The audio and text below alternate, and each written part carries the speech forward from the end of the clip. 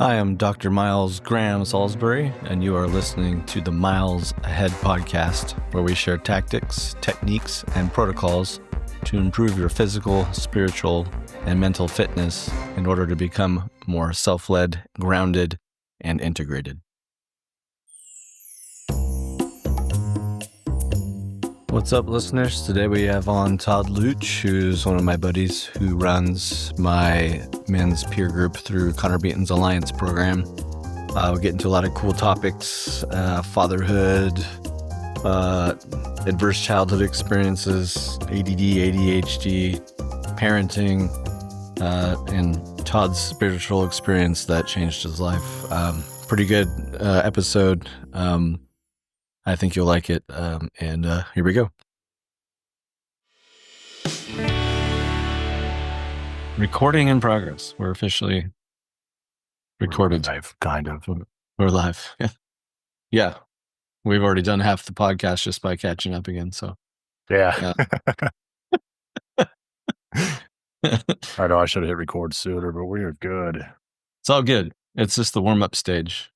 You know, it's like before you work out, you get your body warm. Yeah. So don't pull a muscle. You know, we might have pulled a brain muscle if we hadn't talked. So yeah, for sure. All right. So we got a lot to get into. Yeah. I'll give you a fancier introduction in the introduction to the podcast. So we don't need to go into your bio necessarily, but for the listeners, I know you through Connor, through the Alliance, through our men's group. You're our fearless leader in our men's group, the Gentlemen's Guild. The Gentlemen's Guild. You named it, which is I did, yeah. Cool. I remember I had the app open for a second, and my wife was like, "What the?" She thought it was like some sort of like gentleman's club thing. Like, what are you looking at? Like, you gonna go out to like the strip club or something? Yeah, not that. Like, no, that's my men's group. What's that thing? She's like, "Oh, okay." Come to the Gentlemen's Guild. Yeah, man. I like this. I like the sound of it, and it just kind of gelled, and so I just ran with it. Yeah, no, it's cool. I like your logo that you made too. It's pretty sweet. Good old Canva. Yeah, you're good with, like you were saying before, the technical stuff, the technology, the recording, which helps you with your voice acting career, which is we're launching, which is good. Yep, still trying to get that off the ground. Yeah, you do have the voice for it. I mean, our whole group has told you this before. Or if you wanted to try out for radio, you could do the late FM DJ voice guy or something. I don't know. Or sports. The Vikings. Oh man, I don't want to get into those guys. That I don't know, man. All these years of disappointment, never getting a trophy, and I had to step away when I realized that the sport was affecting my mood. Yes. And when an external thing is affecting how I feel, then that's the time to step back and kind of reevaluate. Yes. Why you're a fan, and if you're really even interested in it anymore. And yep, I used to get caught in the ups and downs of sport too. It'd ruin my day, or it'd be cool. Yeah. I mean, it's been a lot easier since my team won the Super Bowl, but yeah. I didn't want to rub it in today. You know, I wore my Arsenal stuff today. Today's Arsenal. They won today, so wearing their stuff. I think that's the thing for a lot of guys, because they have nothing else, and they work hard all week, and they avoid, and they got their teams, and okay, I'm gonna watch this game, and they're hanging their hopes on that win, and if it doesn't happen, it's just soul crushing, because they really over identify with as if they're on the team. You know, it's like, I can't wear my gear the next day or whatever. I really want to wear my gear. Or if they win, it's like, cool, I get to wear my gear, and my mood's lifted. And that's probably when you're over identifying it. I have absolutely been there before. Yeah. Pretty funny. Yeah, it makes sense, man. Men just get kind of drawn to those things, and it's, there's a part of it, I'm sure, that's a kind of reward thing. Like you said, we work all week, and we like having something to look forward to, and that'd be on Sundays when all the games are on and stuff. And Yep. And yeah, like you said, Monday you can either be going into work loud and proud, or just going in bummed out. Don't talk to me because I'm pissed my team lost. You know. Yep. Or that one bastard's gonna rub it in your face that knows. Yes, yes, and yeah. One job I had, it was almost just every Monday, like there would be some kind of shit talking happening. But yeah, don't let it get to you. Yeah. Yeah. Poor Vikings. Yeah, you guys are the oldest franchise with no Super Bowl or something. It's really even like Well, the like the ones like during the Civil War era or whatever. Like I don't know how old the team is, but like didn't none of those. You didn't even have one of those. It's pretty. Civil War. Yeah, man. We get they should really put this on a Vikings t-shirt or something, but there's always next year is what we say every year. Like that phrase is just echoed at the end of every season. Oh, there's always next year. I'm like, well, I know what's going to happen next year. It's going to be the same shit. Same Yeah, fucking heaviness of yeah, disappointment. yeah, yeah. It sucks. It does suck. But kudos to you for loyalty. You didn't become a Chiefs fan or some dumb shit. Yeah, Maybe like, 30 years now. yeah, nice work. So when they do win, it'll feel like an orgasm you've been holding back for 30 years. Be careful. It's gonna I've always imagined you it, mean dude. yeah. Well, I mean, I'd been wearing Eagles gear like literally every single day for like a month. So after they won the Super Bowl and everyone's like, really, really? I'm like, yeah, I've earned the right. You're damn right. Yeah. I've been through the pain. Like I know we won one a few years ago, but like it's still before that it was a long time. So anyways, before we lose a quarter of the population who don't like sports in this podcast. A lot of guys do, but a lot of men and women who listen could give no shits. So but that is the thing for men. Yeah, so back to the alliance and Connor, that's how we met. In men's work and all this cool stuff we're doing. Uh I've just gone buck wild with it. We're working with Connor, and now I'm working with Trevor Bowman, Dewey, Michael Gay, all these guys. It's all coming. Next month I'm flying to Denver twice for one for doing Trevor, Michael, and Dewey's retreat, the Man and Civilized Men's Initiation. Then we're coming back because I'm coaching my daughter's soccer team. And then a couple weeks later, I go back for Dewey's 6 month thing. It's you fly there twice, and the rest is online. It's the art of instinct and intuition, I believe it is. It's for therapists and some coaches. Takes I think like 10 people a year or something, and then runs them through the program. So it's gonna be good, but I'm gonna be like swimming in it. Fucking, you're gonna be a So busy man. I already this last year has been crazy. Yeah, it's been a year almost to the day since I did Connor's men's weekend, and that's what really um, set me off on this work. I mean, I've been doing this work since a long time, since I'm doing mental health psychotherapy, but specifically men's specific work has been really good for me, really good for my patients, and the stuff we talked about in our alliance group has been really cool and helpful. So. When did you get involved in Connor's work? Oh man. To bring it back just a little bit, I lived most of my life not realizing what the fuck was going on around me. I wasn't in touch with my inner self. I was barely in touch with my external environment. Like I was just kind of closed off a lot. And, um, there was a lot of things that kind of brought me to the alliance, but one of the main reasons, and this kind of ties into the voice acting thing, is I had paid for training for voice acting. I completed my training. I was ready to like go out and start, auditioning and everything like that.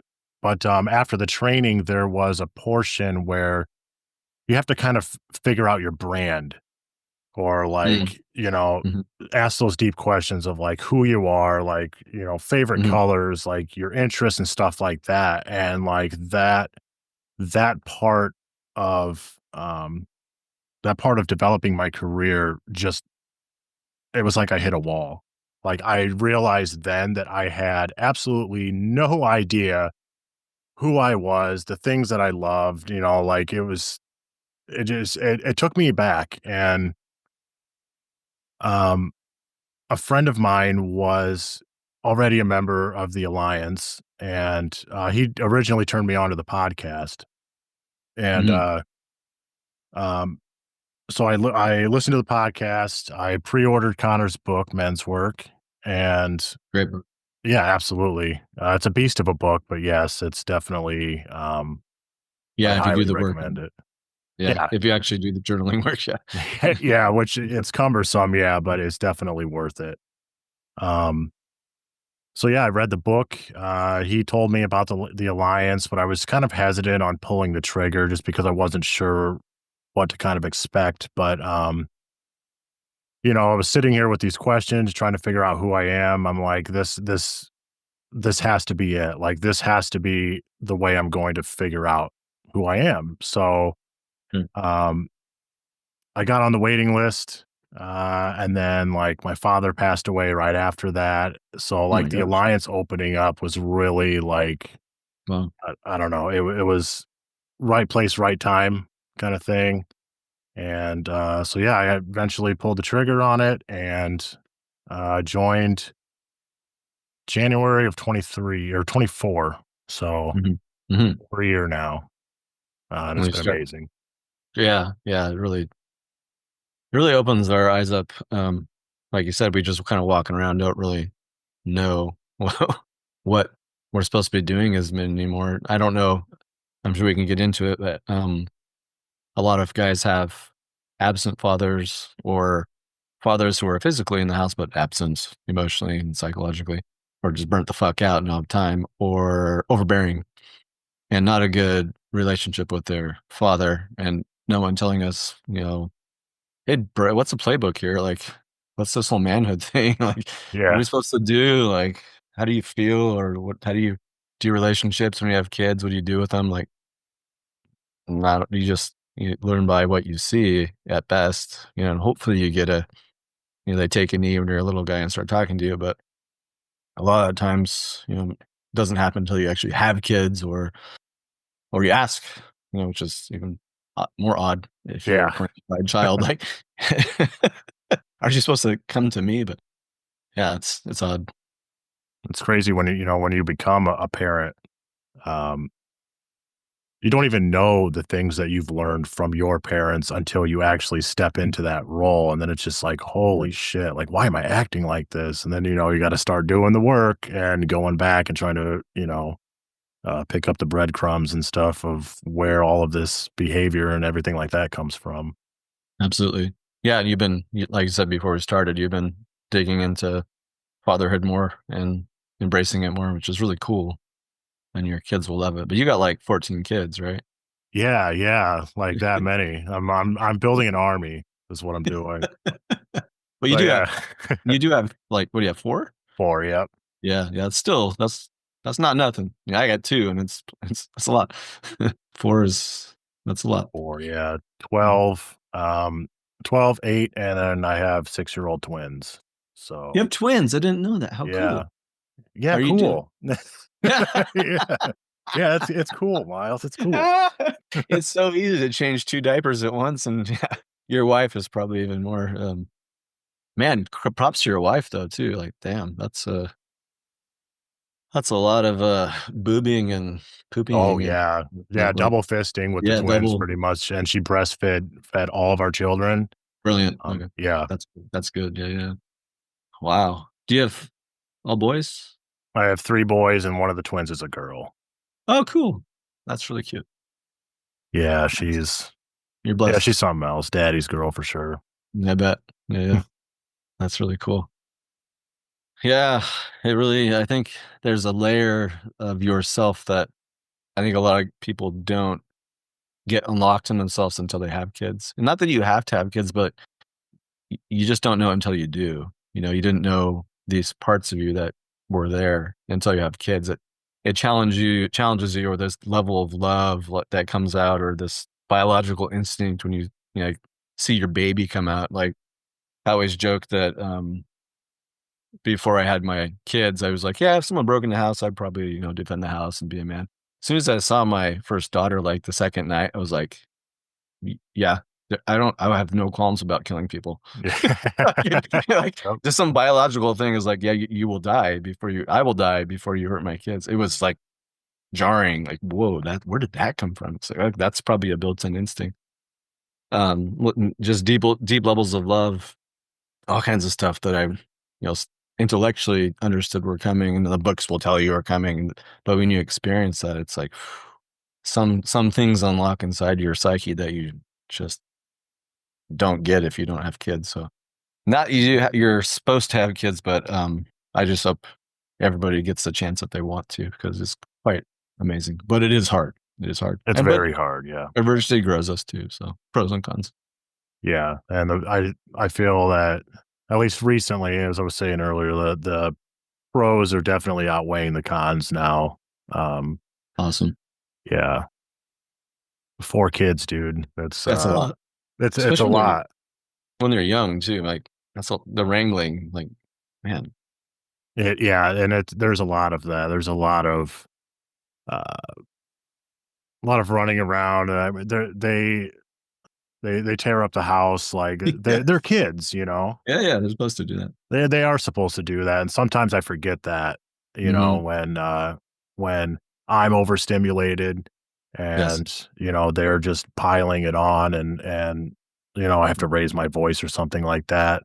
Hmm. Um, I just the thing that usually gets me to kinda calm down after those episodes of, like, dysregulation and, like, you know, Mm, just getting overwhelmed with the kids is just remembering that simple fact that they're kids. yeah. You know, as parents, we don't have as much control over our children as we think or as we want. But, No. you know, as long as you can get to a point where you truly believe like this is supposed to be this way, Yes. like it kind of takes back some of that resistance and that, you know, that control that you try so hard to get at every moment with them. You know, it's Yeah. just not possible and you stress yourself out. So, You um, do. Yeah, it's all nervous system regulation. Otherwise, you're just gonna reenact unconsciously what your parents did. mhm. Like, "Oh, shit, I fucking sound like my mom or my dad." Like, where did that come from? But if you do certain breath techniques, or I like, Ryan Holiday's Daily Stoic when he talks about, I think it was him, he's talking about when you see the handprints on the window for the umpteenth time, and you're like, "God damn it." You're like, "No, you're gonna miss that." Like, until up to the age of 18, this is the most you're going to see your kids, and it precipitously drops after that. Mhm. Soak it up. And just taking note of that makes that anger kinda go, it just tamps it down, like, "Okay, no, this is no, I'm gonna enjoy this. Yes, it's still annoying, Yeah. and I'm gonna wipe it up, but I know I'm gonna miss this one day." And then just breathing. And I also think a lot of, like, Jocko, I'm talking about Jocko. I got my, Jocko mug. Get after it. Side note, like, this thing's massive, dude. When when I started I'm a Jocko blue belt. Do you know what that means? No. It means, like, Jocko's the one that got me into jujitsu, so whatever belt you are, you're a Jocko black whatever. Like, Oh, right on. when I went to Origin when they first came out, I'm pretty sure that he was the fucking tester, because I bought a medium and it was like an XL on me. I had to send the motherfucker back. And this mug is, like, probably for him. Like, this is huge, huge. I don't know. Anyway, side note. But he was talking about, his kids. He said he just let them get after whatever they got into. Like, one time his, like, 7-year-old kid was, like, out in the grill, like, cooking a steak, and he's like, "Well, okay." He just kinda kept on it. He's like, "Hey, what are you doing, man?" He was like, "Cooking a steak." He's like, "Okay, cool." Just like, It is. he just let the malarkey that he just let him get after it. I mean, he had some strict rules for him, but he just let them get into shit and mess shit up. I think that's a really good rule of thumb. I mean, there's gotta be some, orders and chores and things like that, but, like, if they're being creative and explorative and they're making a little bit of a mess, like, let them do it. Like, that 'Cause it's they're so good for them. experimenting with their They're reality, experimenting. Yes. you Yeah. know? I remember when I was a kid, I dug a big hole in the front yard of my parents' house because I was digging for dinosaur bones. And my dad got so mad at me. He was so pissed off. but he later apologized and he regretted doing it, but it really pissed him off because me and my buddy, we dug a big ass motherfucking hole in the front yard. We were fine. We were going to find those fucking dinosaur bones, but that's it. It's play and exploration, growing yourself. So it is a trick. It is a tricky dance with parenting, but Absolutely. You can read all of the books on the shelves and they they just help. scratch the surface. Yeah, they are Yes. very helpful. I think I read 3 books before my first child was born. And Dude, that's more than most parents. Well done. yeah, and honestly, a lot of the information that I read kind of went right out the door as soon as like he was born and all of that because I was just like, "Oh shit, this is real now. Like my life isn't about me anymore." Yes. You I think know? that's it. I think that's it. The ego takes a hit. Yeah. It's not about Yeah. you. I think that part was saying about you getting unlocked. I think that's it. Like you have to get out of yourself and it challenges that. Absolutely. Mhm. Yeah. It's such a I don't know, you parents that are listening out there, you know exactly what we're talking Yeah. about Yeah. because something does happen. And I don't know if it's, that could boil it down to like chemicals in your brain, like just different things just start happening based off of an experience, and Yes. that's just, it's amazing like what human beings are capable of and what our bodies are capable of just from experiencing things in life. It's nuts. Yeah, absolutely. Yeah. And kicks up your old childhood stuff you didn't know was there. And Hmm. that can be good if you work with it. Bad if you repeat it, which we're gonna do on some level, but Yeah. I'm about to read Dr. Becky Kennedy's book Good Inside. Have you heard of her before? I have not. The book is supposed to be incredible. I've heard her on Huberman twice and some other podcasts, and it's pretty spot on. It's sort of she kind of takes like internal family systems and like starts you working with that with the kids in a way like you have parts and you're good inside and the way you talk to your kids and things like that. The way she talks about it's pretty cool. And some other good ones are Daniel Siegel, who's a psychiatrist, I believe. He co-authors with a psychologist, and he's got like five. And my favorites were No Drama Discipline and The Power of Showing Up. They were really good. And The Power of Showing Up, the first half of the book is kind of about you, like maybe your attachment style and like how were you raised, and rather than like here's how you go unfuck your kids or fix your kids or do whatever. Like, no, unfuck yourself first. Like, I Oh was like, yeah. Yeah. fuck yeah, thank you for going there, man. Cause it's most of the books are like how to just deal with your kids and they forget about you. You're the second half. They're borrowing your nervous system. They don't even have a fully developed nervous system yet. So you're kind of helping them learn what that is. So I listened it's to you guys talk about that a couple of episodes ago, and like that, the whole sharing your nervous system, like I was unaware of that. And that whole concept blew my mind mm, because it makes so much sense. yes. And, it's definitely something that I want to look into more because, Mhm. you know, like I said, that I got it is when you guys were explaining it. And like, I just want to learn more about it because I feel like we're all in my house, specifically, we're all kind of leaning on each other's nervous systems. And Yeah, I can, I'll be the first to admit my nervous system is not in check all the time. And it is, sure. uh, can get very dysregulated. Yeah. And that in turn is going to affect the people around me and vice versa. So 1,000%. Yeah. yeah. Especially and this might be a side quest because of what I'm about to say. We both have the old ADD going on. I have the inattentive type. We are more sensitive too, and our nervous systems are more prone to being dysregulated quicker. We have this thing called rejection sensitivity dysphoria, where things like affect us deeply, and we can kind of get dysregulated real quick if we're not careful. And it's spectrumy, this whole neurodivergent thing. Some people it's no biggie, but um, there'll be certain buttons that for me that did trigger mine to get real hot, and I have to like leave the room and I do the Huberman physiological side. You know that one? Wait. The, it's the it's a big in breath with a little sip of air and a long out breath through the mouth, like you're blowing through a straw. It's Oh, it, it looks like this. um, or as long as you can. If you do that for like 10 times, 5 minutes, whatever, it's the quickest way to bring yourself back to, I think, what Dr. Porges, the guy who is the polyvagal guy, uh, calls the green zone.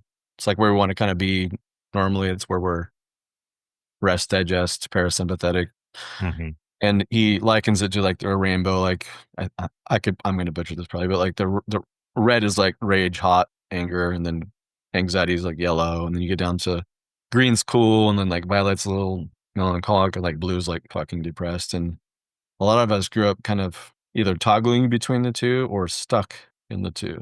You have the people who have attachment where they sort of raged out and they rage, they go hot quick, or stuck in anxiety all the time. That was mine.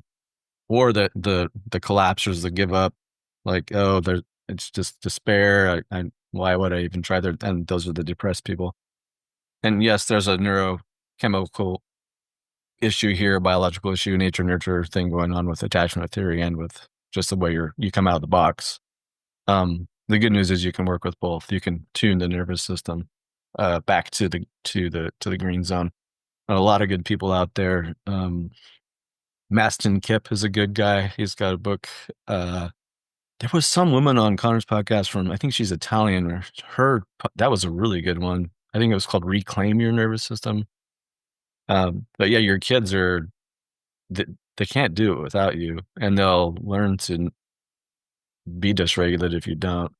And one of the things I really appreciated about Daniel Siegel's book was like, get down on like their level and like use touch, like hold them, touch them, not just look at them. And like, there's something about that like calms them down. Like there's something about like touch and oxytocin or something that really helps them to like self-regulate. And it shows them like, hey, you're not this big, tall adult towering over me.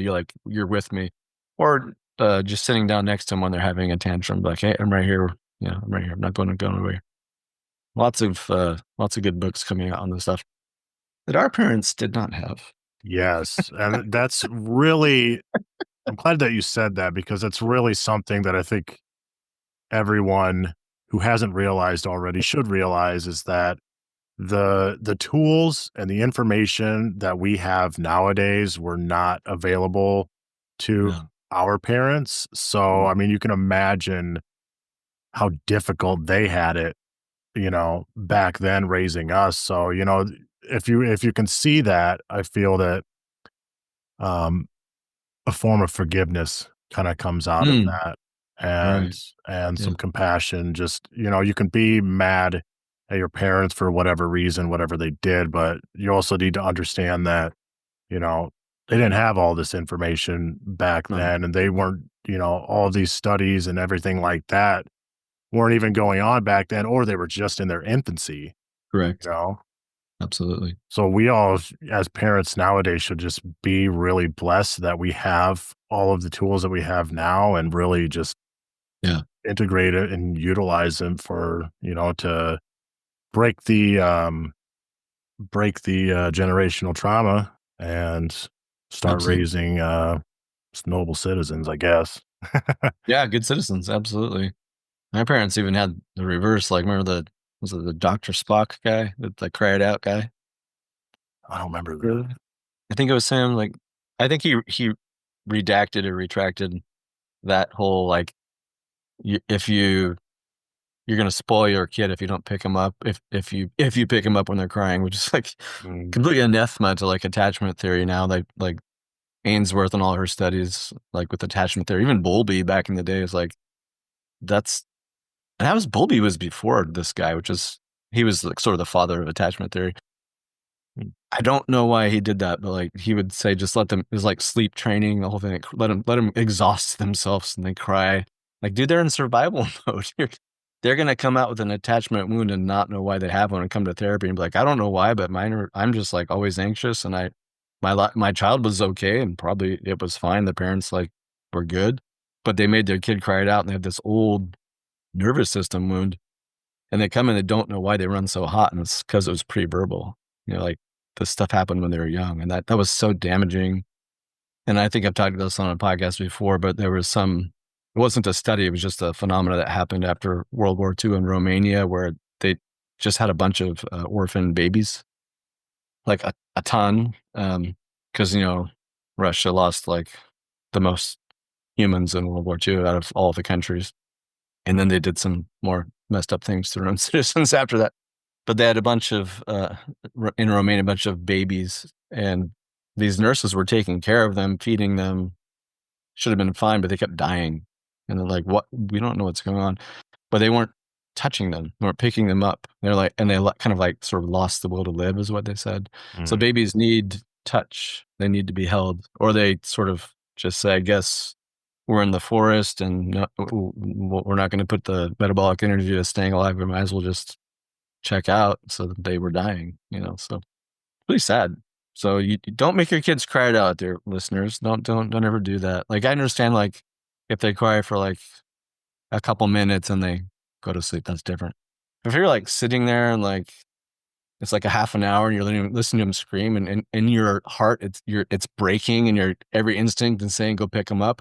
Listen to that instinct because it's probably yes. correct. Like I've heard of so many people come in to my practice and they talk about still doing this sort of thing and like how it hurts them. Like listen to that. Like that's like probably inborn stuff you should probably be paying attention to. And if you think about pre-Victorian era, like babies didn't even touch the ground like 90% of the day. They were swaddled to a human, you know. Yeah. They weren't put in a Constant fucking connection. crib, or Yeah, man. strollers. Like what the strollers and cribs are a relatively new invention. Like before you're walking around with your baby, like this, it just, it's mind blowing. But again, caveat emptor, you were on a podcast with two people with ADD and we're trying to rein ourselves in. So side quests could happen, and they sometimes lead to interesting places, but sometimes they get derailed. But I'm gonna rein myself back from the soapbox moment. Not give my TED talk on attachment theory, but um, so good. I'm glad you're digging into all the parent stuff. Yeah, man. I have to Pretty dope. be, 4 kids, dude. I gotta, um, get away from the avoidant kind of behavior that I developed from my father, and Mm, like essentially me diving into this resistance of like doing things with my kids and taking them out. Yeah, it's mhm, super stressful, but mm, um if I can, all I have to do really is just remember that um n- n- navigating through that resistance is not only going to be good for me, but it's especially going to be good for them. And and your relationship. absolutely. Mhm. And I lately I've been just trying not to think about any sort of stress whatsoever and just in general stop thinking altogether and just Yeah, do the things. yeah, yeah, That thinking gets us into like oh task yeah. paralysis and procrastination and all of that, which, I'm sure you suffer with a lot of that too, is I am Mhm. terrible with that shit. And a lot of it is because I think about it too much. Yep. We So have take the action. take action. Yeah, it's I think that ADD phenomenon of like it's the damn interest thing that gets us. Like, if we're interested, like it can make them a superpower. We can do like a deep dive hyper focusing. But if we're not, it's like I think Dr. Huberman calls that like that limbic friction, like that feeling part of your brain is like, nah, don't want to do it, even though it could be something crucial. Like, bro, you got to do your taxes. Like, oh, that book over there, I'd rather read that. Like, Yep. you have to push through. And there's this thing called opposite action and dialectical behavior therapy, where you throw yourself into the opposite of what you don't want to do, and you got to give it your best go. And there's something to that. Like if you just it's sort of like bump starting a car, like you just got to roll that motherfucker and then just pop the clutch and see what happens. Yeah. But if you're sitting there like trying to like turn that key over, nothing's happening. If nothing's going to happen, oh, I don't feel like turning the key over. But if you bump start it, it sort of gets that internal state going. They give this advice to authors too, like if they're having sort of writer's block or they're just like meh, you just type gobbledygook on the fucking page, and after 5 minutes, your brain goes, "Oh, I guess we're doing this," and then like, "Oh, we're in." And I think that works well for those of us with ADD or ADHD to get through that friction is just the opposite action. Just throw yourself into it. And it's hard because Fuck we yeah, it's hard. It we, sucks. we ask ourselves, do we want to do this? And our feeling brain 10 out of 10 times says go fuck yourself. So Mhm. yeah, so sounds like you're kind of doing that. Like not think, like don't have that uh dialogue with that part of yourself. Like not that you want to like reject parts of yourself, but don't have that like should I do this, should I not do it? Say, did I have that intention? And then just kind of move Yeah, your just body. move your body. It's so simple, Mhm. but it's not at the same time. It's so Mhm. complex too. And especially, when you're sitting there and you're thinking about what you have to do, you're making it way more complex than it has to be because then you're thinking of all these different scenarios and you're just adding these layers onto something like as simple as doing the dishes, you know? Yeah. Yeah. Like something Yeah. so stupid and simple. And actually doing dishes can be really like almost therapeutic in a Yeah, way. once you're in it. Yeah. Yeah, once you're in it, yeah, Mhm. absolutely. Like I have great ideas when I wash dishes. Like I Yeah. reflect a lot and it's really great, but right up to before the point of actually doing them is yeah, I think about, man, I'm gonna have to sit there in front of the sink and I'm gonna get all wet and I'm probably gonna have to go and do some things for the kids and I'm probably not gonna get them all done and it just snowballs from there. So get the No, fuck up and do snowball the is the right dishes. word. Yeah. Yeah. I think of like Mel Robbins' 5-second rule. Have you heard that book before? Mhm. You just Yep. like count down from 5 to 1, then move. Like that. It's about counting. You can't think about these things when you're doing numbers, which makes Yep. sense for me. 'Cause, I'm math challenged and physics challenged and OChem challenged, but it does interrupt the verbal side of my brain. So I think there's some science to that. Yeah, man, I'm gonna have to implement that because Mhm. it seems like it would be very beneficial and it would help. So yeah, thanks for Yeah. that. Yeah. Yeah. This is why we do this podcast, right? Yeah, Exactly. learning stuff. Learning and stuff. Mhm. Numbers are hard, but I can count to 5. That's easy enough. I can do that, I think. I can do that one. Yeah. Yeah. So good, man. Well done with that era of your life. I know a lot of guys struggle with this. When you were growing up, what was the template you got from your father? If you don't mind talking about that. Oh yeah, uh I've done a lot of work, uh, just reflecting on my dad and my upbringing and things like that. And, you know, to sum it up, he was he was a very avoidant person.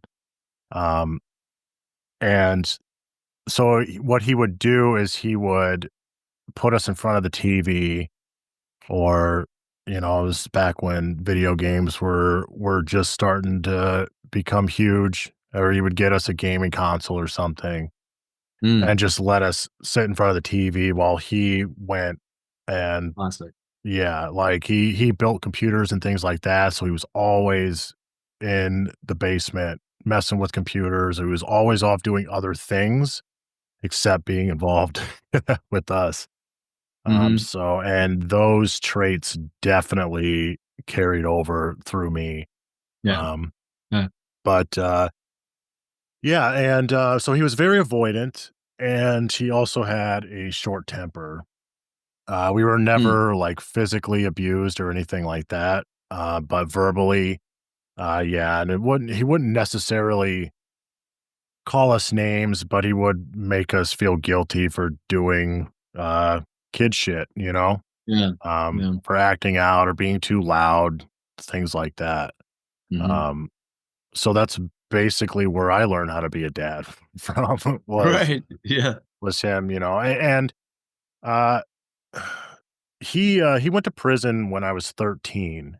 Mm, So when I was 13, uh, my entire life changed because let's see, my parents got divorced when I was 6, and my wow. dad took custody uh, of Mm, us at that time, and was basically raising 3 kids on his own. Um, wow.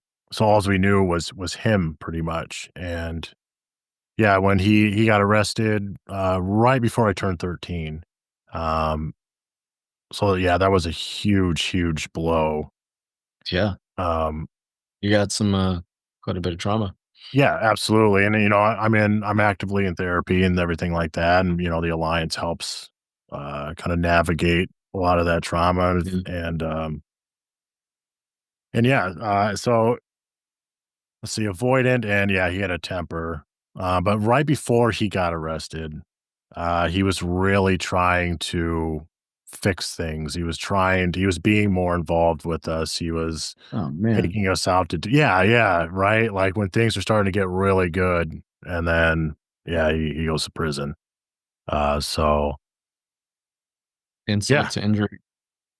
yeah, So he got custody from your mom, so well, did you get to see your mom ever, or is it it mostly was first couple years after the divorce. No, we didn't, and then it moved to we got to see her every holiday. wow. And then there was a couple years of that, and then eventually we got to, every 2 weeks just on the weekends. Mhm, So, like twice a month, we would see our mhm, mom, and, so, yeah, we were primarily being raised by our dad, mhm. so And how long was he away for? 11 years. Oh, boy. Yeah, he had, for context, he we were getting our power shut off a lot, our water was getting shut off constantly. After my grandmother passed away, my dad kinda went through all of the inheritance and, didn't pay house taxes, things like that, and, so he was trying to,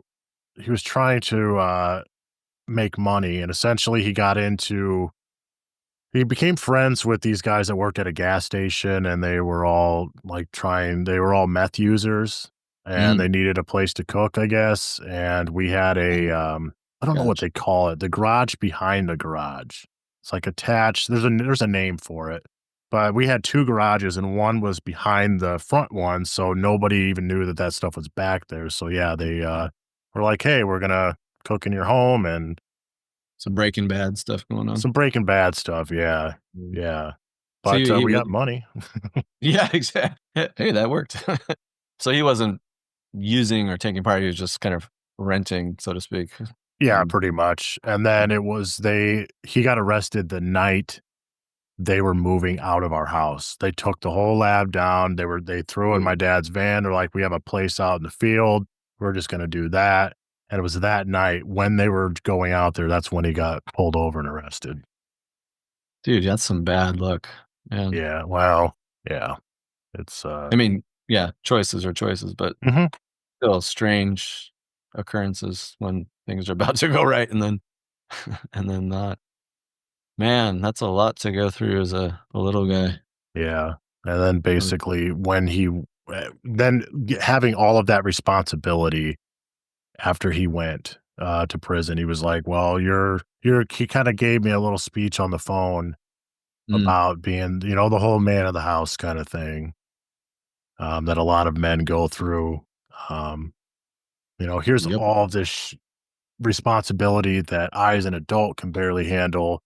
Here you go, 13-year-old." Here you go, Frenchified child. Yeah, so, Mm, childhood kinda went out the window after that, and yeah, you mhm, know, um it is what it is, though, man. I've done a lot of work processing all of that and coming to a place that um, understands why he did what he did. mm, Um, ultimately, it was for the best that, he was trying to make money in a quick way, which, yeah, he did it in a stupid, stupid way, but he was trying. He was trying to you will. fix, fix kind of Yeah, his errors or whatever. And yeah, yeah, so I don't blame him at all for it. I did back then, but yeah, I'm all good with sure, it now. it's easy to, and when you get really stressed when it comes to survival, humans will do things they don't normally do, and you Mhm. probably got there being a single parent. I would imagine he's working really hard and he comes home and he just wants to, like, decompress, and he's got kids, so he's like, "Yeah, here's a Nintendo." Today's we call it the iDad. Here you go, kids, and Yeah. you just go watch Netflix and chill. Like that still happens. So yeah, it's good to know why your parents why they did the things they did, because it does take the edge off. It doesn't mean you don't have pain, but Hmm. it releases the you get to grieve it. You get releases the stuff you carry. In Buddhism, it's like, hold a grudge. They say it's like drinking poison, and hoping the other person dies. Like you're the one that's dying. You're slowly poisoning yourself. So forgiveness is a thing, and it takes time. I think your own grief. I'm still working through that, and it's been years since my childhood shite, and then it still bubbles up. And in some recent podcasts, I talk about some deep work I've really done with my therapist, and it's taken a long time to get there. So it's also the modality that the IFS work and Gestalt and internal stuff that she does that really does help. Talk therapy is good for the first half, but you got to go into the unconscious and into the direct felt experience, especially for guys. With those two, it really starts moving. So Hmm. I'd been doing more of the first half in therapy, but yeah, well, it seems like you've done a lot of work, because given someone's gone through that much pain, you would think you wouldn't be here today doing the things you're doing and be able to be the dad you are and doing the work you're doing. So, props to you. Yeah, man. That's a Thank lot. you. A lot of people don't survive that. So, or they replicate it, or whatever. So, Yeah, I think, you know, the piece on fatherhood that we had talked about, like I did replicate a lot of that stuff. Um, but you're not Breaking Bad. So it's all good. yeah, I'm not cooking any meth in my home, so I'm doing something right. But we did get prescribed legalized meth with Adderall. So, Yes. Yeah. The Adderall we is the both had devil. our, well, yeah, you really helped me with that, when I was trying that out and, like, talking about that in the men's group, because that was my first go at, like, medicating this shit, and it was when I was on it, it was, like, amazing, but the crash was, like, terrible, and I felt just depressed and weird thoughts, and, like, this is not good shit. But then your body craves it, because it felt like every time I crashed, it was like a mini withdrawal almost. It was just Mhm. weird, so. And you had a probably more protracted, struggle with that than I did, considering what, you've told me. But you beat it, which is Yeah. good, and your advice really helped me, come off that shit, so I'm glad thank it you for did, that. man, because that I Yeah. know you were going through hell with that, and, Mm. uh, I know, not verbatim, but I know that feeling. I know what you were going through, and, like, I just remember um, how awful that felt. Yeah, and then all the shortages, and then you're Mhm. out for, like, a week. That's just, like, that's not good, man. It's just yeah, Yeah, you the gotta find a shortage. good psychiatrist. Yeah, the Yeah. shortage is pretty funny, like, that's pretty dangerous. Like, Yeah. I don't know. They just hand that shit out. I think it's the new opiates. Like, uh, I have a friend who's a psychiatrist. I'll have her on the podcast at some point. She's incredible with she specializes in ADD, ADHD, and women's health. And she'll sit like the initial intake is like an hour and a half. When I got prescribed uh ADD, and I talked to the doctor, guess how long my office visit was? It was like 8 minutes. Like, oh, you want to try this many milligrams? Here you go. I could Oh just my made that up. god. Like, Yeah. here we go, off we go. There was little conversation, and it wasn't even a psychiatrist I talked to. So you got to find a good psychiatrist if you want to go that route or not. Just they're the ones that really know, a skilled psychiatrist that really know.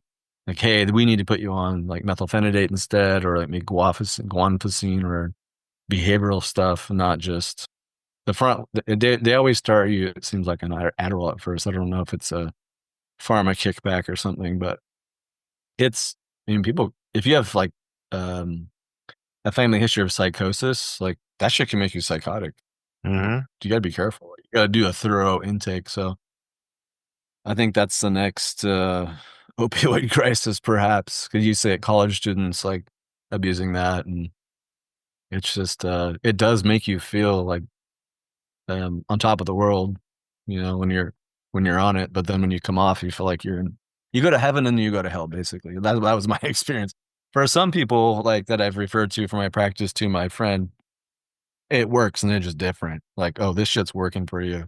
No side effects, no crash, and they're like thriving. So, and some it was not so good, but I'd say 90% it's been that or methylphenidate, which is Ritalin, has been a game changer for a lot of these guys. So uh pharma's not always bad, but there are other options. But Yeah, I'm if glad you that you find yourself mentioned that from for sure. yeah, you went through some hell with that one.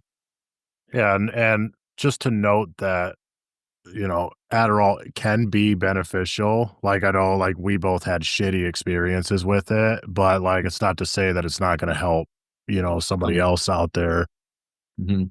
But, yeah, man, there was a couple times I took, like, 80 milligrams a day. Oh my God. Give Yeah, yourself a heart attack. stupid, and that's just to combat the crash that you were talking Yeah, about. yeah, It's yeah. insane, and Mhm. essentially at the end was just I was digging myself a deeper hole, Deeper. Yeah. like, and, not being honest with my med doctor because I felt like I don't wanna sound like an addict, but, like, I need more of this for it to work, you know?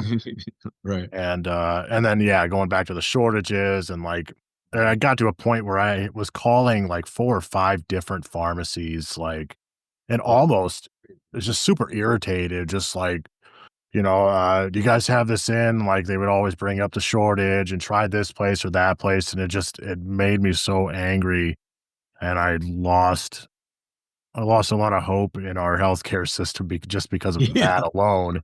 100%. Um, then eventually I decided I'm like, no, among other information that I learned that we won't go into, but pharma's not for me. So I kind of took a stand and uh, I tapered off very quickly. I think I Oh boy. maybe had two left, and I split those in half and took Oh one man. each day. So like 4 days. Like, yeah, it was really dumb, but But I it made worked. it. It worked.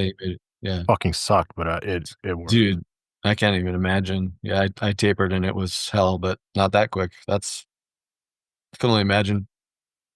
Yeah, it's just everyone's a little different. When they come up like or nicotine, that's almost as bad as Adderall. Like usually relapse is less likely to happen if you taper than if you cold turkey per the data. But some people cold turkey it's just this is just the way their personality is or the way they're wired. It's like, nah, I'm done. And you just suffer through the Hades for a little bit, and then you come out like, okay, get my dopamine back. Uh, I remember like being in a dark place, but then, and the same thing happened with opioids when I had my Achilles tear, which sucked. But like, you start getting your emotions back. Did that happen to you? Like after you go to Mhm. the funk, I'd be listening to like a Coldplay song and be like tearing up, like, what the fuck is wrong with me? It's Yeah, like, yeah. oh, my feelings are coming back. And the song it's initiating a state in me and like, oh, okay, I think that's a good thing. So, man, like, I don't know how you did that, but you got some Navy SEAL in you, apparently. Yeah, it was something like that, dude. Because I quit drinking cold turkey, so I was like, I can do it Damn. again, you Yeah, know? you can. So, I think that's it. You can do hard things. You can take that as a strength that you need to do that. You can do that. yeah. That's Well, another big thank one you. for men is like a lot of guys are coming off the alcohol, which I like to see because of all the deleterious effects it has on humans, specifically sleep, and if you don't get good sleep, you don't get the what Dr. Matthew Walker calls this the emotional first aid with REM sleep. So the next day you just wake up just as cranky or depressed, and all the health anti benefits of alcohol. So because I mean I would before I knew about the sleep science, I'd come home and have a glass of wine like almost every day for like 4 or 5 years just to chill.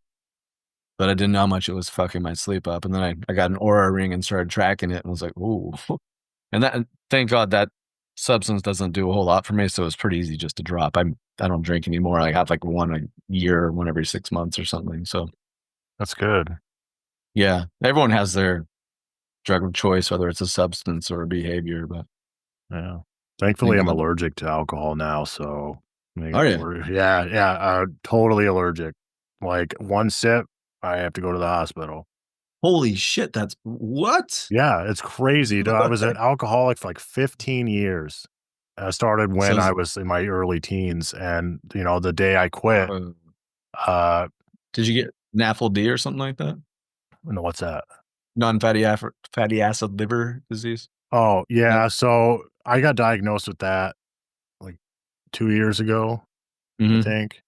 mhm. Yeah, NA F the non-alcoholic one, liver yeah, disease. yeah, yeah, yeah. Um, but yeah, dude, and then so I quit cold turkey, which sucked, and then, like, 2 years later, it was our anniversary, and we went out to, like, a fucking Chili's or something and had a margarita, and I took a sip and was just trying to enjoy it because I was still a little hesitant about even having a drink because I didn't know how I was gonna, if I was Right. just gonna start dumping them down my throat, but, yeah, and then all of a sudden I started getting itchy, and I went to the bathroom, and I had welts all over my body, Oh, like, dude. all over my privates, like, Yeah. everything, dude, and I was itchy, my lips, my ears were swelling, my throat was Whoa. starting to swell, so we had to go to the emergency room, get a Anaphylaxis. shot in the ass, and Yeah, yeah. so EpiPen. they were like, Yeah. "Yeah, you're allergic. Maybe it's something in the margarita mix." And I'm like, "Well, it could be." So I didn't touch it for a while, and then we went to a music festival Mhm. and had a sip there, and sure enough, Mhm. it happened again. And my doctor just was like, "Not sure why that is, but you should be taking that as a blessing." And you're like, "Yeah, I'm that's right." And so I do Yeah, take it as a blessing. Like, even if I yeah. wanted to go back to drinking, I can't because I will probably die. So Yeah. I so mean, that'd probably save a lot of alcoholics if that was the case. right? Yeah. That's like a shellfish allergy. I wonder what that is. I'd have to ask a physician what's going on there. That's interesting. Yeah, there could be something I don't there might be some chemical thing in my body, but essentially what I've framed it as is that, um, my body is telling me, "Fuck you." Like, my body is the one just being like, "No, Todd, we're not doing this again." Like, I will have a huge reaction, and I will make your mental health suffer if you have another drink. So, alright. I listen to my body. Doesn't like it anymore, I'm good. There we go. Yeah, Yeah, the body is wise. it is. Yeah, I always think of that book, The Body Keeps the Score. Like, what is going on here? What's that interplay? Man, that's intense. So you're pretty much substance free for the most part. Sounds For the like. most part. Mhm, For the most part, yeah. I mhm. do self-medicate. Um, we have caffeine and which a lot of people don't consider that like a stimulant, but or a lot of substance, I guess, but it is. It's just so well accepted in our society that Yeah, it's just another thing, you know? but I think that's actually helpful for us with ADD, with dopamine deficit. It does help with I mean, people with ADD often seek out stimulants unknowingly that if they don't know they have the diagnosis, they sort of self-medicate or, they're struggling in school or whatever, and then, like, at age 16, they have their first cup of coffee, and they're like, "Whoa, this I whoa, I feel happy and not depressed, and I can focus for a second." There's something to that, so, I mean, yeah, caffeine's the data, they always say, and, as long as you're not screwing your sleep up and you're adapted to it, you can still work out, and it's not causing blood pressure issues, you're probably alright, but Do you have a cutoff time for yourself with caffeine? yes, so I do the Dr. Huberman's delay. Have you heard of this before? The delaying of caffeine? I did hear I listened to an ADHD episode just yesterday, from him where he talked about like two That was o'clock or something. great. That Yeah. was a great episode for anyone that has ADD or ADHD. Go find that one on Huberman Lab. It's like the penultimate one right now. It's really good. Um, but caffeine, the delay one is more to prevent the afternoon crash for some people. I don't, I had never really experienced this. I don't know if people with ADD get that or not. Maybe I'm making that up, but some people, they wake up right away and they slam their caffeine. Like that's what we got to wake up. It's got to go to work, and they've just like 15 minutes has passed since like I woke up to slamming caffeine. Uh, and I'm going to try to say this as a sort of out of my lane and more of the neurobiology stuff that Dr. Huberman's expert in, but adenosine is the sleep pressure. When you feel tired, uh, that's adenosine telling you night night. And so when you wake up, there's like sort of this washout period of adenosine that needs to go away. And it uses the same receptor parking spot as where caffeine goes. So if you have caffeine, the adenosine can't go in there and get cleaned out. And so it just piles up. And as soon as the caffeine wears off, bam, you get hit. And it's like 2 o'clock in the afternoon. And what do people do? I must need more caffeine to wake up. And what have you just done? Destroyed your sleep. So it's a downward spiral. But if you delay it for, he says 90 minutes to 2 hours, that should get rid of that because your adenosine has time to do its normal function. I'm like an hour and I seem to be fine. I don't ever get the afternoon crash. So I think it just depends, but I just do it just because. But I'm also doing other things, right? I don't make coffee right away by other things I'm doing in the morning. So yeah. Oh, Any that's of you out good. there having afternoon crash, you can experiment with that one. That's good. I have experienced that crash before. Mhm. But yeah, I'm sitting at like I used to wake up and slam some caffeine and Mhm. would get like this nice rush for work. Yeah, And yeah, then of course. yeah, boom, lunchtime, fucking dead. Especially if you ate a bunch of carbs for lunch, you're hosed. Yeah, Oh yeah. time to go to Starbucks and have that venti, whatever, foo sugar filled $8 fucking Yeah, drink. $8 fucking Then you're bullshit. yeah. I know. I have a. I try not to drink from I'm terrified of all the microplastics things that's Mhm. becoming more known. I don't I don't use their plastic cups because I feel it's that plasticky, waxy stuff. So I just if I get it, I quickly go home and dump it or bring my own drink.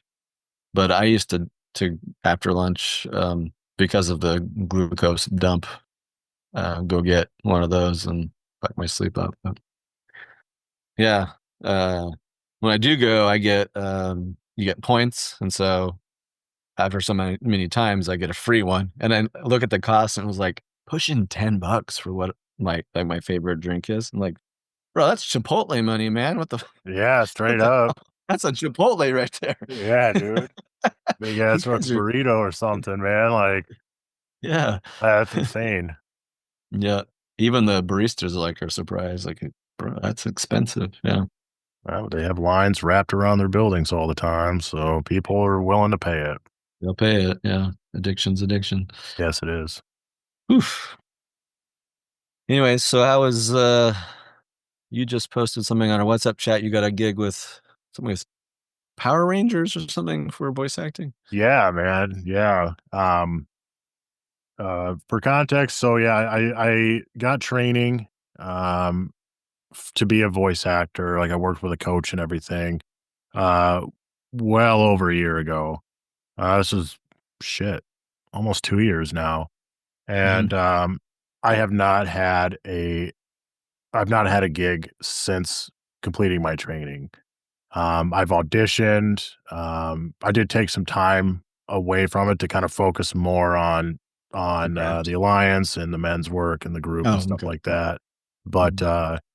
yeah, I just was not getting any callbacks or anything like that. And I just saw this post a couple weeks ago. Just somebody was looking for voices to voice some characters from Mighty Morphin Power Rangers, which this franchise has had the biggest impact on my childhood, like, ever. So that was like it was like the universe just saying, Yeah, "Here's your opportunity, man." And yeah. I went and I auditioned to be one of the Rangers, Mhm, and I did not get that job, but, for shits and giggles, I recorded some auditions for a couple of the other characters that weren't on his list mhm, that I knew were going to be on his show. mhm. So I did, Zordon and Goldar, and I ended up getting the part of Zordon. And, Nice. y'all can Google that if you want and see who he is, but I will be playing the voice of a giant floating head that is inside of a tube.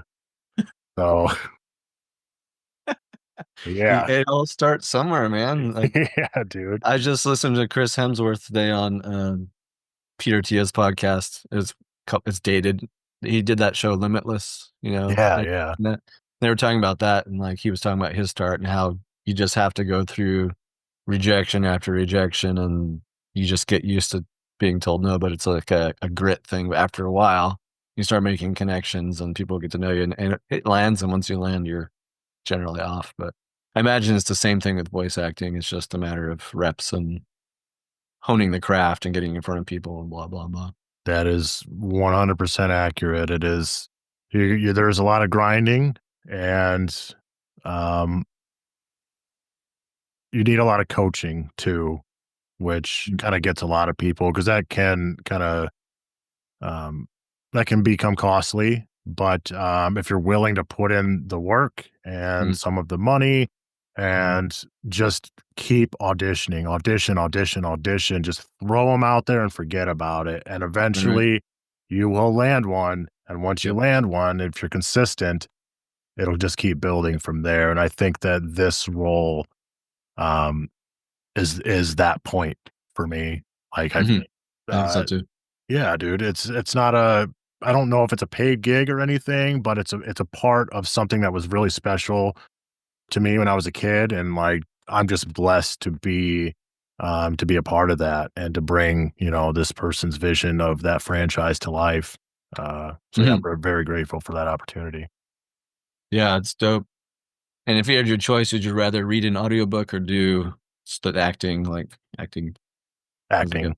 Acting. yeah, I would imagine. I've auditioned for audiobooks, but those are sitting there for hours Oof. and hours just reading, and with acting, you can use your imagination and, Yeah, yeah, really flex that muscle, mhm, and so that's what brings me joy is just the ability to, like, think of mhm, characters and how they would talk and things like that, and just I've been kind of building this catalog of characters in my head with different good, voices and things like that, just to have in my back pocket for if a role does come along and like, "Hey, I have a voice that would match that character," and mhm, throw out an audition for it. So that's what I like, man. I feel that I'm a kind of a creative person mhm, acting really lets you use that creativity. yeah, that's what I thought you were gonna say. And I should pay you to do the intro of my podcast. I'll do it for free, Miles. I hate there we go. I should tap you for that 'cause, what's I know there's a word for it, but, like, everybody hates to hear the sound of their voice. When I first started doing podcasts, I was like, "Man, I need some, like, training." I sound either I'm talking too fast or, like, I sound drunk or I mumble. And, recently, Josh, my co-host, he's had to step away for a while from doing the podcast because some personal stuff and some work stuff got in the way, and I've had to record the intro, and, like, he did the intro and, like, we did 2 takes, and the second was like, "Boom, that's awesome, let's just use it."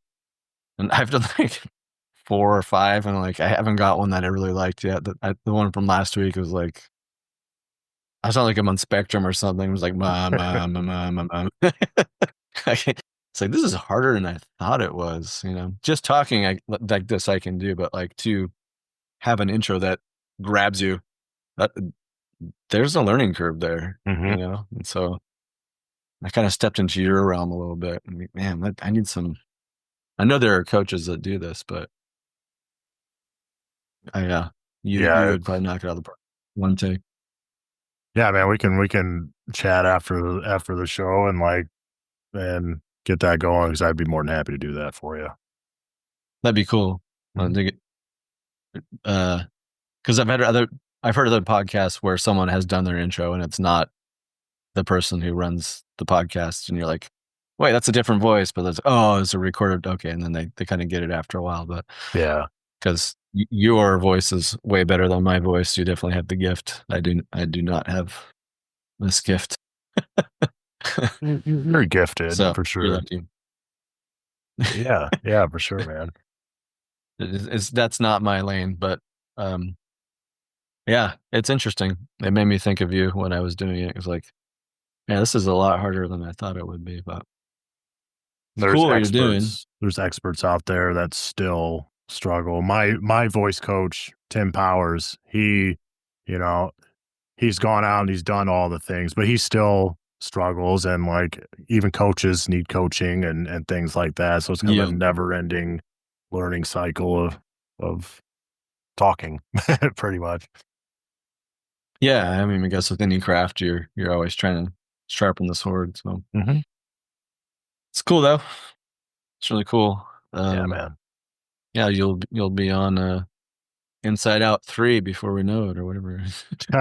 Yeah, to land one of those gigs for a major, Uh, like, Disney franchise or something, like, yeah, yeah, yeah. that would be the shit. That would be, amazing. Essentially, my goal, my ultimate goal, I have 2. One of them is to be the voice of Batman in a major DC animated show Ooh, or movie. or video Batman? game. A video game? Anything, a commercial, that Yeah. would be that would be amazing. I feel like I'm such a huge Batman fan that I feel like I would nail it. Are Um, you a Christian Bale Batman or Michael Keaton Michael Batman fan? Keaton, sir, Michael Yeah, Keaton. there we go, okay. I know these kids And out here what's the running second? around, Christian Bale's their Batman, and, Michael Keaton, baby. The OG. Straight up, dude. Well, the OG, I guess, would be Adam West, but Oh, yeah, yeah, but good point. I don't go that far. That's before our time, yeah. And Yeah. what's the second thing?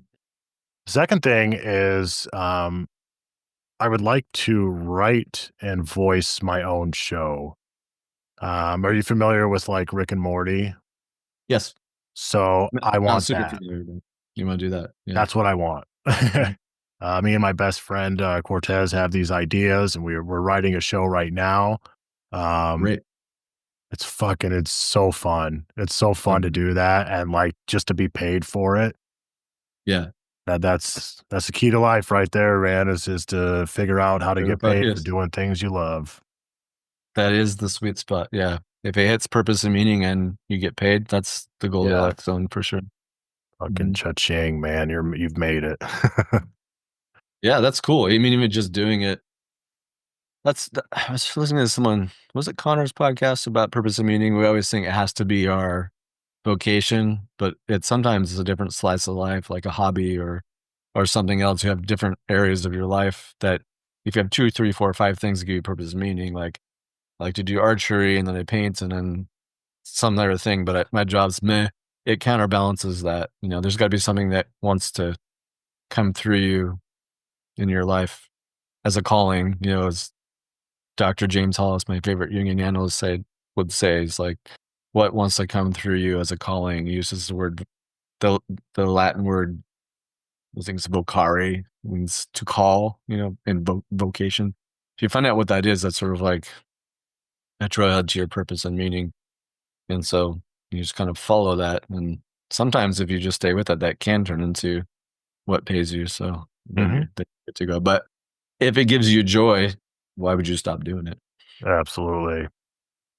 And, I think, uh, with us men that are out here, like, doing the work and trying to improve ourselves, and, like, some of us don't even know what we enjoy, what brings us happiness. Like, we don't even know what Exactly. things we wanna do, man, and to that, I just say, just try shit. Just try shit. Go to the buffet. Yeah. Yeah, You just got to do some self inquiry, find out who you are, what you like. Yep. Something will come up for everyone. I think that everyone is gifted in one way or another, and there's opportunities for everyone to go out there and chase their dreams and do what they love. It's just a matter of Yeah. going out and doing it. Yeah. Yeah. Count to 5 and stand up and go. Count yes, yep. Yes, I love What it. is that fucking resistance? Oh, I hate it so much. I hate it so much. But it's a gift of the ADD as we think about all the possibilities, and we go, "Oh, which one do I pull first? And that looks more fun over here." Yep. Get Like the book overwhelmed real thing, like, easy. I would rather Yeah. just read this book. Yes. Yeah, exactly. It's you gotta be careful. I mean, that also is a human condition too. It's just worse for people with ADD, ADHD, but Mhm. yeah. Yeah, absolutely. What else we need to bring before we land the plane here? Hmm, So there was what do one you got? thing, um, that, kinda dives into spirituality a little bit, Cool. which that's kind of part of the show as well, and 100%. so going back to, when I had joined the Alliance, Mhm. and there was this point, in my life that when I actually kind of realized that I was living it blindly, and just unaware of my internal and external realities and just kind of letting life, you know, letting life take me wherever. Um, I had, and the reason why I'm going to bring this up, and maybe I'll go into context on it as I'm talking, but it was 2022. I had gotten extremely sick. Um, I was in and out of the hospital. I didn't eat anything. I didn't drink anything. This went on for like a week straight, and this was right at the time I started reading this book, "The Mountain Is You," and I know that you're probably familiar with that one. I am actually not, so do Oh tell. my goodness! All You right, found one I haven't read. holy crap! I'm gonna send you a link after this, Please dude. send the link. Well, we'll put it in the show notes too. Put it in our chat so I can find it. Absolutely. So I started reading that, and that was kind of what was opening my eyes a little bit to what life actually is. And uh, my dad was diagnosed with cancer, and um, this was back when I was trying to figure out who I was and everything like that. Mhm, So I was really sick for the week, and the significance of that is was having these dreams that were so vivid that I would wake up thinking that they actually happened.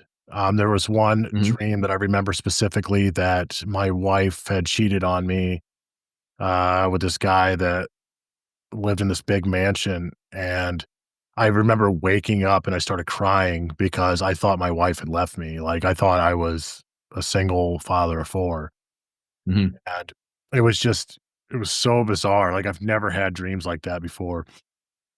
And, we got, let's see, that was a week. I got better, and then we had to go out of town to go to, a graduation party for family. And back then, I hated taking the kids, like, out of town because, they were really little back then, and it was just super stressful. So, we were gonna do this trip, and I told my wife, no stress. No stress. Like, we're not gonna stress. I'm not gonna get angry. I'm not gonna get overwhelmed. Like, we're gonna have a good weekend and just throwing in all this intention. Like, no stress, no stress. So we did the thing. Um, we went to the family thing. Everything went great. Uh, I stayed regulated the whole time. Um, and yeah, everything was awesome. And when we were driving home, and my wife and I were talking. And I was just basically I had opened up to her and was just explaining how I was feeling about my life and the things I wanted to change, and like it was just bringing up a lot of emotions. Mhm, And I just remember almost yelling, like, "I'm tired of being stressed. No more stress." Like, because I knew that stress was going to kill me one day. And mhm, so we got home, we got the kids to bed, and her and I went and sat out on the back deck, and this was like 11:30 at night. And as I mentioned previously, my wife is she's a very conscious and aware person, and we were talking about the present moment and what that actually means. And she said the words, "live in the moment." And as soon as she said those words, something, I don't know, man, something snapped in my brain. A light switch was flicked. And all of a sudden, everything in my life made sense. mm, Um, I sat there and it was just a major epiphany moment. And then all of a sudden, I look up and I can see these waves flowing through the tree limbs, and the colors of the leaves and the sky and the grass were becoming brighter and vivid. And this is 11:30 at night, mind you. It's dark wow, out, but I can see all of this stuff. mhm, And I was watching these waves. I looked down at my arm and I'm glowing. Like I am wow, emitting some faint light. I can't explain it, but all I can say was that I was glowing, and I felt this connection with every single person on the planet. Like you became one. right. It was, after months and months of after this experience trying to figure out what the fuck happened to me, it was it was an experience of oneness. Yeah, And like I said, my life made sense. All these like it was like I was on mushrooms, dude, but I wasn't. I was yeah, sober. And yeah, yeah, I yeah, had this crazy experience. I hugged my wife and it was just bawling. I was crying like because I felt like joy and bliss, and like I said, everything made sense. The next day, I woke up. Uh, I was having chronic knee and back issues back then, completely gone. I whoa, was standing up straight. I was using vocabulary that I've never used before, like bigger words. wow, I had this mental clarity that I've never had before in my life, and that lasted about a week. I was like that. yeah, yeah, Eventually, old programming started kinda kicking back in, and I didn't know this how to does. sustain this feeling that I had, and I think ever since then, I've been kinda chasing that experience, you know? Mm, It was so profound, like, it's gonna bring tears to my eyes the more I think about it because it had that big of an impact on me, and that experience really showed me that, um, there's more to this life than our physical reality and the things that we can see with our 2 eyes, and, mm, and that experience really opened the door to a lot of, the spiritual world, I guess. yeah, yeah. So, yeah, man, You it was incredible, incredible. that's a an amazing spiritual experience. Yeah, and that's Not a lot of people exactly are what it able to. was too.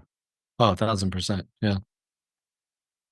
Yeah, and we do wanna chase it when we have it because the ego likes it because it was like, "Ooh, that's amazing." Yep. And, my meditation training, my teachers would say, when you have those experiences, you're supposed to just notice them and say, "That was interesting," and then go back to your breath. Because as soon as you start grasping, the ego's involved, and it's like trying to grab water, right? It's gonna squirt out of your hand. So it's more like set up the conditions that let it come back to you again. So whatever you did, do that again, whatever that practice was. I don't it might have just been the right place, the right time, the right causes, the right conditions, the right pain needing to come out, and the right, pressure release valve opening, and the veils were parted for a second, and you saw Mhm. shit that the human brain normally does not see because of our human condition. Right. But you're lucky, that's good. I mean, I want that for everybody. a lot of people get these from like near death experiences, which is cool, Mhm. but like we shouldn't have to almost die to get them. Um, deep, Yeah, deep meditation, psychedelics, things like that. Even therapy, sometimes these things happen. So that's cool. That's it really, really is, cool. man, and that, Mhm. I research a lot of spiritual content, not so much these days and all of, like, the woo-woo stuff that's, spirituality is actually becoming a really big market, right now that's only just getting bigger, and it's Just unfortunate that it's now? kinda. What's that? Just now? Oh, well, it's been that way. Maybe this is because all of this is now coming into my awareness ever since that Ah, right, right. experience, Yeah. so Yeah, yeah, yeah. now it's like, "Oh, I wanna buy a red Jeep," and all of a sudden you see red Jeeps Exactly. everywhere. Yeah, So, reticular acting system. Yeah. that's a pr and that is 100% probably where that statement comes from because 'cause I'm just noticing all of that, but I'm sure it's been Mhm. decades and millennia, I don't know, since the Yeah. formation of religion, Yeah. that Human it's been a huge condition. market. Yeah, but you're actively open to it now, which is cool. Mhm. Yeah, and Yeah, there's just stay open. stay open, and there's a lot of practices that are based in spirituality that we utilize in the alliance, like breath work and Absolutely. meditation, um, Mhm. which are probably the biggest ones I think we utilize in the alliance, but all Yes. universal tools. Great ones. Yeah. I I I love one of his ethoses for moving from medicative to meditative practices for men. I think that's a huge one. I think we're trying to find the same solution to the problem or feel the same state through a pseudo means, and it sometimes feels like it, but then when you actually do it without the substance of the crutch and you let it happen naturally, then you have an experience like you had or something similar to that. Remember one guy at one of my meditation retreats had a somewhat similar experience where concepts kind of just human concepts went away. He said it was like words didn't make sense for a second. He likened to like, remember back in the day when like those magnets where you could make words on the fridge, you know what Mhm. I'm talking about? It Yeah. was like those just kind of fell and he couldn't even like put words together. And it was like 30 seconds. And one of the meditation instructors said that in Tibetan it's called Nyam experience, where it's just human construct just drops. I mean, it's part of your ego just kind of goes nine nine for a second or takes a step back, and you just experience that, and it can be jarring for some people, or interesting, but, yeah, the practices and just letting the causes and conditions be there, it allows for these things to happen, and unfortunately, modern living doesn't really give a lot of space for that because 'cause they're always going 1,000 miles an hour and doing all the things, and Oh yeah, sometimes just constantly being slowing down. distracted. Yeah, Yeah, you gotta s yep, distracted, having that bombarded with practice. info. We do. We're inundated. We are. It's good, but we have to also digest and alchemize, metabolize what we're taking in and continue to do the practices, that get us there. But yeah, that's quite amazing. It's quite amazing to have that without the plant-based medicine or whatever. Like, Yeah, and I mean, they do have their place, and I do dabble in them sure. for time to time. But yeah, just Mhm. to have that, I think maybe my brain created its own DMT. I know that that's Yeah, yeah, possible, and absolutely maybe possible. that's Yeah. happened. But I wish I would have had you there to tell me that those types of experiences are there to be observed and then kind of let go of, because I did Mhm. not let go of that shit.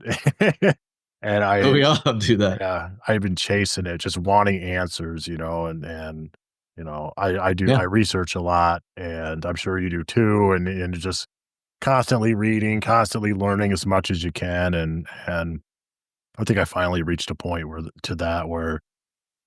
uh, it was what it was, and essentially, it was just an experience for me to see that there's more to life than what I was currently experiencing, and yeah, that it was a Then you huge learn a pivot point lesson. in my life. Yeah, yeah. Mhm. Yep. Yeah, it was Yeah. great. Just notice if you're chasing versus allowing. I think that's it's completely normal when someone has a spiritual experience to want to make yourself be in that state 24/7 because it feels great. Once the ego gets involved, it wants to that in Buddhism when they say when you start attaching, you immediately start suffering because then when you let go, you're disappointed. But it's sort of the cliche, like rather than grasping water, like spurting out, you just hold the water. You put your hand like this, and the water stays, or until it evaporates or whatever. But some cliche statement that does make sense. But um, yeah, keep seeking. That's fine. Keep looking, keep reading, but do the practices and just be. Something will happen again probably, but And just also be. I be like okay that. with it not happening again. Yeah. Mhm. Yep. Mhm. It was just a, It's a hard thing. it is, but yeah, I'm definitely not chasing it as much, but I do think back about it, and it just it gives me hope. Um, Yeah. it just gives me hope that that things are going to get better, not just in my life, but in the world. And it's a very motivating experience too, just to Mhm. go out there and do good, um, help people, do good things in society and for yourself and immediate family and things like that. Mhm. So that's what I use that experience for now, is just remembering There you go. that things are good. So Yeah. But then the gift was given and you're retaining it. yeah, exactly. Mhm. Whatever spiritual modality you wanna go through, whether it was God speaking to you or something with Buddhism or Hindu, whatever, like, the veil of whatever was lifted for a second, and you felt it somatically, psychologically, all the above, and Yeah, it's wild. They do Buddhist, happen. God, all of that stuff. It's all the same. It's all the Li same stuff. likely. Likely, yeah. Yeah. Yeah. Shit. That's pretty cool. We could all do a whole podcast on that subject. That's always fascinating. Yeah, man. I could talk for hours about that stuff. I It's bet. very fascinating Mhm. It is. and a Maybe you'll key. weave it into one of your, stories, one of your scripts. Yeah, maybe. I mean, you know, um, I eventually I might do my own podcast down the road. I don't know, but because Why I not? do really just enjoy talking about that stuff, and I think a lot of people can get a lot of benefit from it Mhm. too. So yeah, we'll see what the future holds. Yeah, I'll get you on Aubrey Marcus. Remember, Yeah, there we I go. showed you that guy. Yeah. You turned me on to some good stuff, dude. That shit was right up my alley, man. Yeah, I knew it would be. His podcast is cool. I like that guy. He's a good dude. Yeah, he is. Really good dude. Co-creator of On It with Joe Rogan back in the day, but I think he's stepped away from On It doing his own thing now. I think he's sold. I don't think he's the CEO anymore. Maybe it has something to do with it, but he's a good human. Good podcast too. Heck yeah. He's had Dr. Schwartz on twice for IFS, and those two episodes are really good if you want to know what IFS feels like. Also, he was just on Huberman Lab as well. So Oh, nice. anyone interested in internal family systems, check it out. All Absolutely. right. Anything else before we sign off? Feel complete? No. I do want to thank you though, for this opportunity, to get on the show and just to For talk sure. to you, man. Like I said, it feels like it's been a little while, so it was good to catch up with you and yeah, do this thing. And, again, thank you for this opportunity, man. Of course. Yeah, we'll probably have a round 2 or 3 at some point. Love it. I'm Just down. let me Yeah, absolutely. All right. This has helped any man out there. I like to, you know, copy what Connor says, man it forward or whatever. Or if you're a woman listening and I mean, I guess this isn't really a male centric episode necessarily. Like, if you have a guy in your life you want to send it to, forward it. I always have to say the obligatory follow, like, subscribe because it really. I mean, we listen to podcasts like, why are you guys saying this? This is so dumb. I get it now. It really does Yep. help.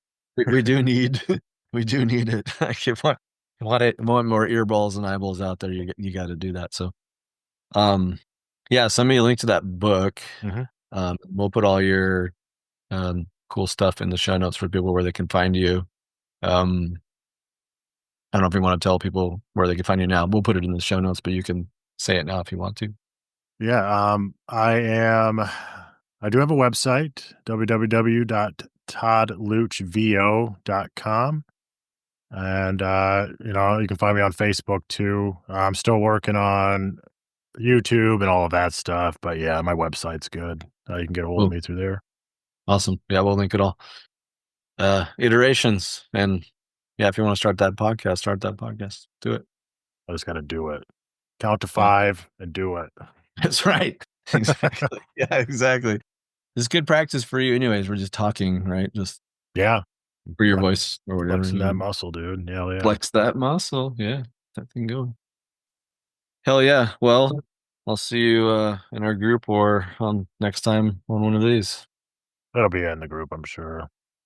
Maybe the next spiritual experience when you're there, you'll say, "Can the Vikings please win one Super Bowl?" And they'll listen.